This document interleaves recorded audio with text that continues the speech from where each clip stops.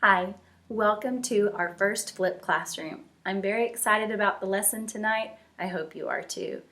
Now, first off, we are going to be creating a class group life-size timeline to be stretched across the classroom for us to reference throughout the year.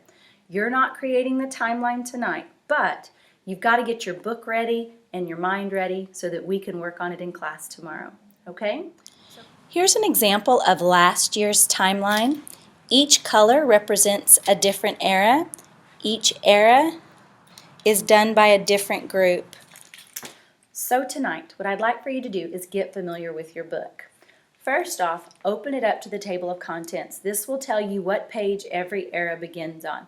Then, you flip to the page. I want you to sticky note it, just so that it's an easy reference and it'll make class move quicker. Okay. Now, our next step is to get a little bit more familiar with each of the eras. I'm not asking you to do a whole lot of reading on your own tonight, but I do want you to skim the first couple of pages of each era. On the first page flip, you're going to see the outline of the era. It's going to highlight the major events, inventions, books, everything that has to do with that era, whether it's British or worldly. The next page is going to be some interesting facts that are related specifically to that era. There'll be maps, there may be charts.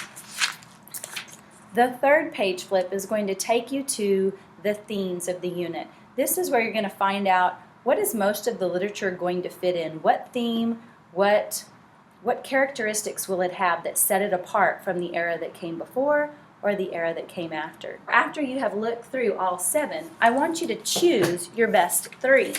So you can take a piece of paper, put your name on it so I know who you are, and list out your 3 favorite eras. Tomorrow, when you get with your other 3 group members, you 3 will decide which era you would most prefer. I'm going to give you an opportunity to argue and debate and defend your decision, and those that do the best job get first choice, okay? We'll see you tomorrow. Good night. Have a good evening.